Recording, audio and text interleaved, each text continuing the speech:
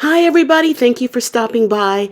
Living to Do's review of Married at First Sight, Season 15, Episode 4, called Sand, Sun, and Spouses.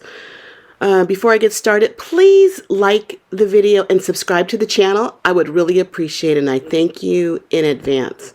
So let's go ahead and get started with this review.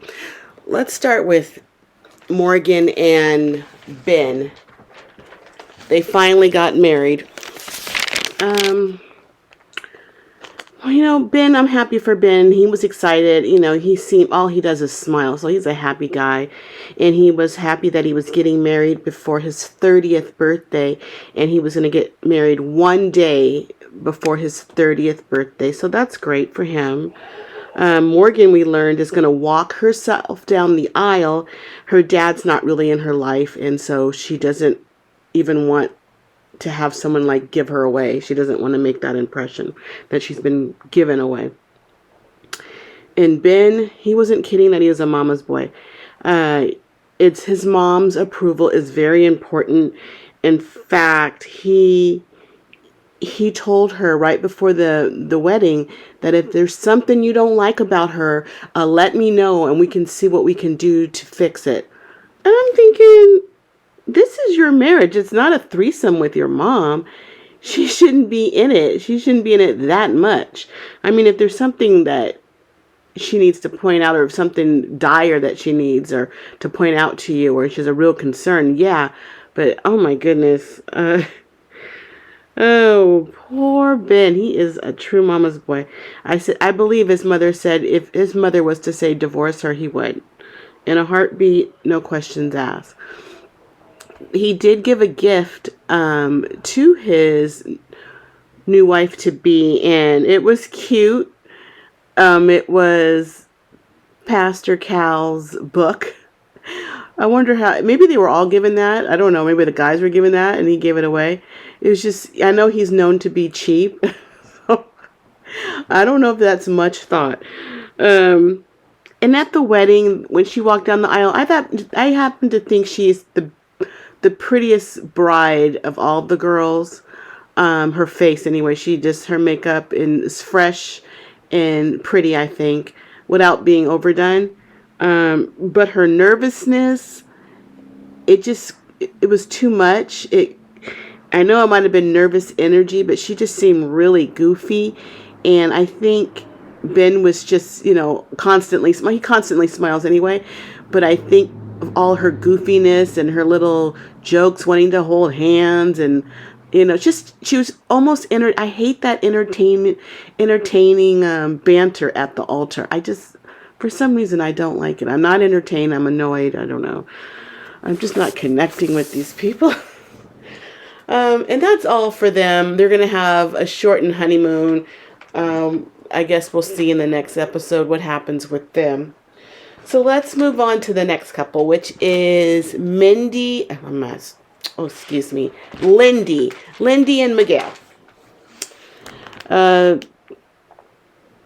Lindy and Miguel, they get together. This is after their wedding, and they're in their hotel room, and she's getting ready for bed, and she couldn't find her pajamas. She took forever. I guess she just had to have the right PJs for this, her honeymoon. He had to come looking for her, knocking on the bathroom door. I guess he had to go to the bathroom. He ended up having to go. I guess he has 2 bathrooms in his honeymoon suite. He had to go to the other bathroom. And she says, I guess she has a concern about him seeing her in her natural curly hair. And I just can't imagine. I thought her hair was the way it is, but I want to see what it looks like curly. She was very talkative the night of their honeymoon. Yeah, the night of their wedding night, and the next day we could see how talkative she was, just talking and talking and talking. I just think that's going to get old soon. And Miguel's not very talkative. I don't know if he doesn't mind it because he's not a big talker, or it's just going to wear him out. Miguel met with her family, and her brother said what she's going to need most from him is to be reassured a lot. And I can see that already because she's very indecisive. She takes forever to make a decision. She overthinks. And hopefully he can calmly step in and help her with that if he's willing to go the go the go the distance. Their mother had her mother, Lindy's mother, had a sex question that she wanted to bring up. I guess she had discussed this with her son and he brought it up. They really wanted Lindy, I guess Lindy and Miguel, to wait on sex until they get to know each other better. Okay, now you're just butting in. Not your business. I mean, that's one way to ruin it, to have their 2 cents in that. They are married, they are adults, and it's their business. And I know she's from a very religious family, but keep that out of their relationship or it'll never work. The brother had some good questions, and he wanted to know if Miguel ever had a failed relationship, or has he ever failed in a relationship? And Miguel said he's always doing the breaking up. And I was wondering, yeah, I guess, I don't know if that's a good sign or not, but he was abused in that, or taken advantage of in the relationships. And he kept letting them get a second chance, and they were just doing whatever to him until he finally had enough of it and had a backbone to call it quits. Lindy met with Miguel's sister and some friends, and we learned that Miguel's a Cancer and Lindy's a Gemini, and per Miguel's sister, that's not a good matchup, a Cancer and a Gemini, and they were going to have to really work hard at that relationship. I was like, interesting. I'm a Gemini. I thought I got along good with Cancers, but maybe not. And Miguel's sister, she's too much. I know they're Puerto Rican, but something about her reminded me of a middle-aged Jersey woman. The way she was talking, I don't know. She was just in people's business, and they asked Lindy what is something that Miguel doesn't know about you, and she told them about her debt. You know, she's a doctor and she has a lot of student debt. And she went back and told that to Miguel. Miguel was in the confessional, and he just said he's nobody's sugar daddy, so be forewarned, he's not about to pay off your debt. I'm glad. I think because somebody in the past that has taken advantage of him, and so his sister is very protective of that, and he might be too, that he's not going to go down that path again of someone just using him for his money. All right, the next couple is Kristin and Mitch. Mitch said the next day when they woke up after their wedding that he likes Kristin without her makeup. And she looked okay without her makeup. I'm glad that he likes her without her makeup. I think that's great when guys like that. They talked about one another to get to know each other a little bit better. One thing he's a slightly picky eater. He doesn't like white sauces like mayo and sour cream. Me too. But I'm not compatible with Mitch at all. Mitch met with her family, and they wanted to know his intentions. And he says he's going to make her happy. And her mother says, just don't lie to her. Okay, that's good to know. And he said that he thought he was like a closeted environmentalist.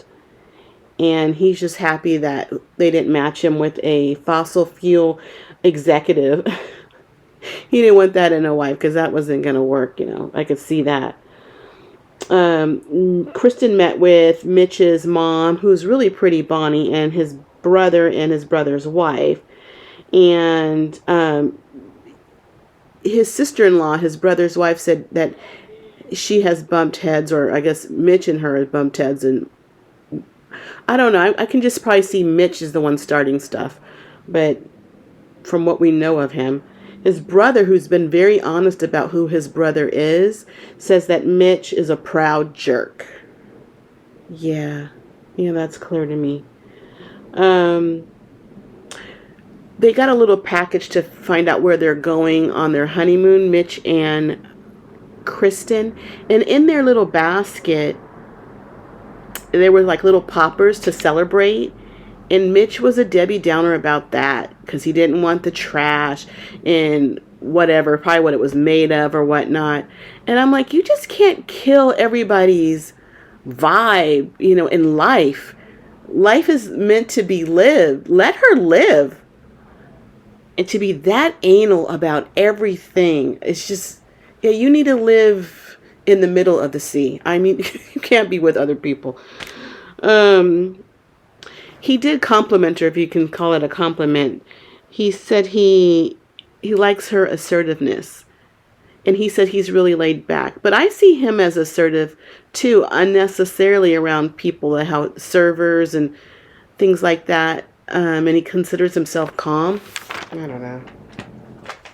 We're going to see how Mitch gets along with just everybody and just how he just moves in life. Everything about him is off-putting. Okay, the next couple is Sasha and Nate. Sasha and Nate, when they get into their, I guess on their wedding night, they get into their hotel room, and right away he's claiming what side of the bed he wants to sleep on. What if she had a preference? You know what I mean? Quite honestly, the same side he picked is the same side I would want. So I'm not gonna change. I don't know what we're gonna do, but I'm gonna sleep on my side of the bed.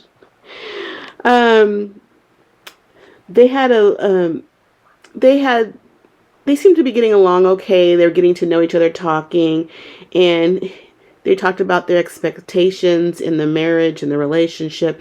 He's just looking for someone who's supportive and understanding. And in the confessional, he was saying that the freakiness will come later.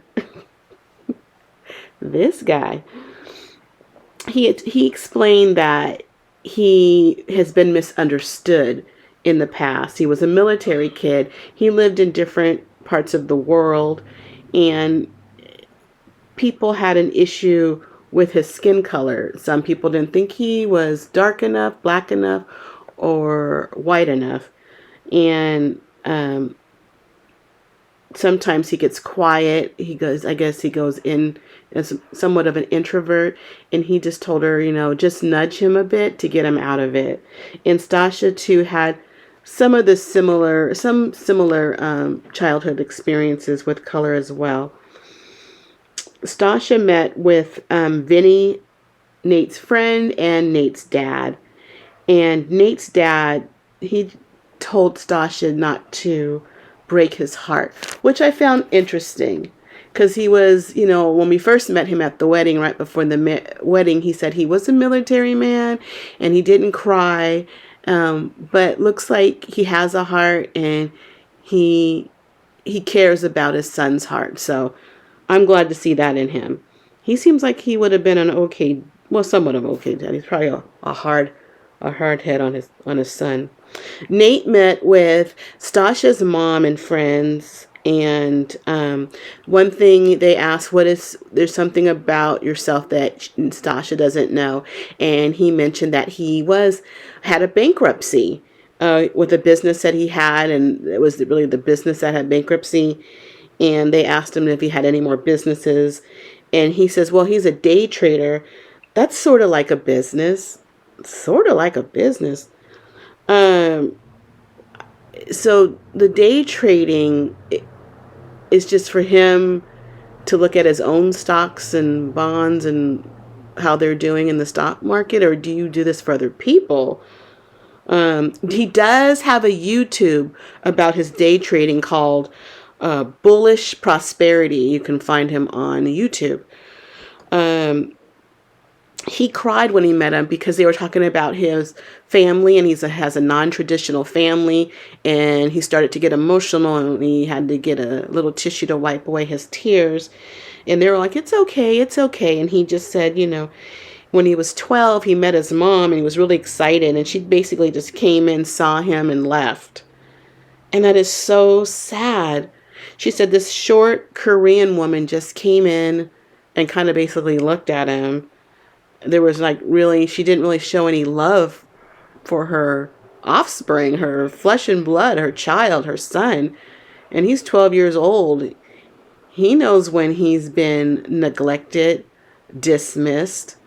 So I'm sure that plays a part of who he is, because that's very important, the love of a parent or lack thereof. So his mom is short and his dad's short. That's what I got. And I'm thinking, where did he get that height? He's so tall. And they're such little people.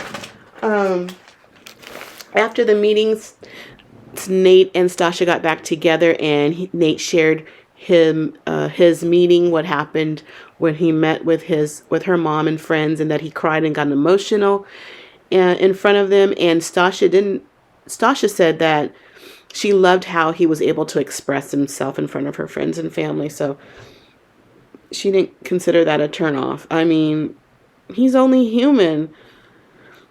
We should let these men cry a little. It's not a bad thing, especially or cry whenever, but when it's really heartfelt and really meaningful, that it does touch them, because it does matter to them. And it's nice to see that, in this case it hurts, but it does mean something to him. When they got to their hotel room in their destination spot at their honeymoon, and Nate was so excited. He was running in the room, literally, and his clothes on, running and jumping in the in-room jacuzzi. He was loving it. He did say he wanted to consummate his marriage on his honeymoon. That might happen because they had one of the sexiest shower intimate scenes I've ever seen on Married at First Sight. I've never seen an intimate scene like this before. If I'm wrong, because I've seen every season, if I'm wrong, let me know and drop that down in the comments. But that was one hot, steaming, intimate scene. Good for them. And that was all for them for the most part. They did have a group scene I'll talk about in a minute. The last couple is Alexis and Justin.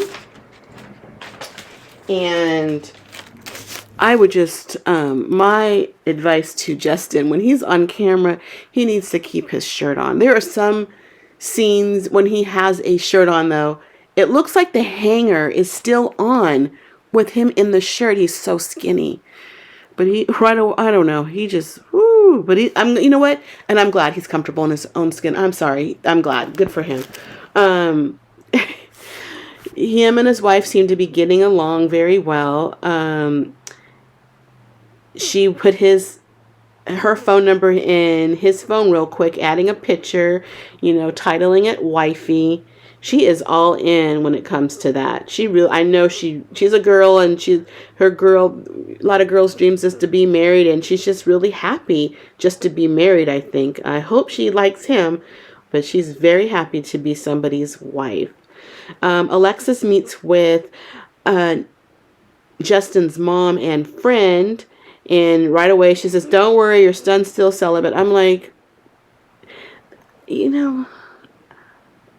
I have yet been able to find a reason to like Alexis. I don't like her energy. I don't like her forwardness. I don't know. She told the mom about her 3 proposals, and the mom, Justin's mom said, "What wrong?" Like, what happened?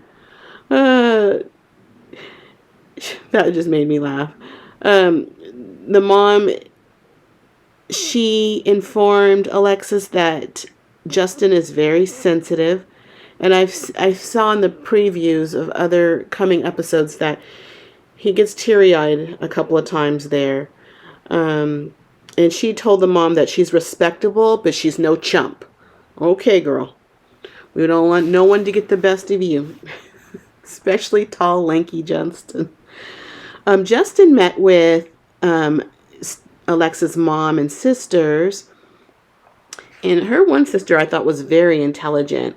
She didn't just come with, you know, how hard she is and all the threats. She had really intelligent questions. She wanted to know how he acted when he was angry. And she wanted to know how he advocates for himself in a relationship. I'm thinking, has she been in therapy or is she a therapist? And she wanted to know what would happen if this doesn't work out. I just thought she had really great questions. They were intelligent questions. Anyway, that's one sister is really, really a solid one. The other sister, she looks like she's the one. She will roll up on him if necessary. And he got back to the hotel and met with Alexis, and she had her vacation braids put in. Looks really nice. She says she normally wears an afro, but that's too much work, so she's in her vacation braids.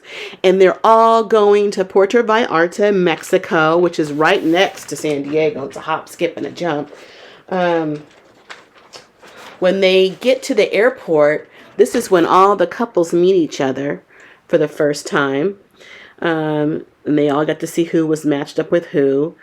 When they get to their destination in Mexico, they're all outside getting together, getting to know each other as a group. And they wanted to talk about their expectations and first expectations or first impressions, I think it was, of the relationship, marriage, wedding. And Mitch was first. And right off the bat, he talked about his mother-in-law again. You know, he could have said, I saw Kristin and I thought she was beautiful, or we hit it off when, you know, something like that. But first thing on his mind is that I saw her mother who looked really good and I thought that was my wife. Oh boy. I wonder if that's who he really wanted. Alexis let everybody know that she and and Justin were previously matched on Hinge, a dating app. And I guess, you know, she swiped whatever, the way you're not supposed to swipe. And they weren't matched. And she was missing out on a great guy. Nate says that they have him and Sasha have a natural chemistry. Lindy says she was very calm, which was not her personality. And Miguel had sexual tension and still does, but Lindy wants to take it slow because she wants to protect her heart. Sasha feels the sexual tension with her husband, Nate. Yeah, I think I'm feeling that too. And Alexis told everybody that her husband was celibate, and Mitch in his confessional, you know, after he found out that Justin hadn't been with anybody for a year and a half, and Mitch hadn't either, but it wasn't because he was celibate, it was because he was unlucky with the girls. Oh my goodness. And Justin told the group he wanted to share with the group, you know, even though he's celibate, nothing happened on their wedding night. He sure did wake up willing and raring to go, if you know what I mean. And that was it for this episode. I want to connect more with this season. I am not excited for anybody really. I thought this would be the episode that I would like the most, but I feel like it's just dragging for me. So we'll get into their honeymoon in Puerta Vallarta, and hopefully something exciting will happen. Well, the sex scene, or not the sex scene, but the steamy intimate scene was the highlight of this show. If nothing else, maybe they can provide us more of that. But that's it for now. Thank you for staying to the end. Please drop a like and subscribe to the channel. I would really appreciate it. I thank you in advance. Also, check out my other videos, travel videos of places I've been and experiences I've had. I thank you for listening to the end. I'll see you next week. I gotta go because I got living to do. Bye.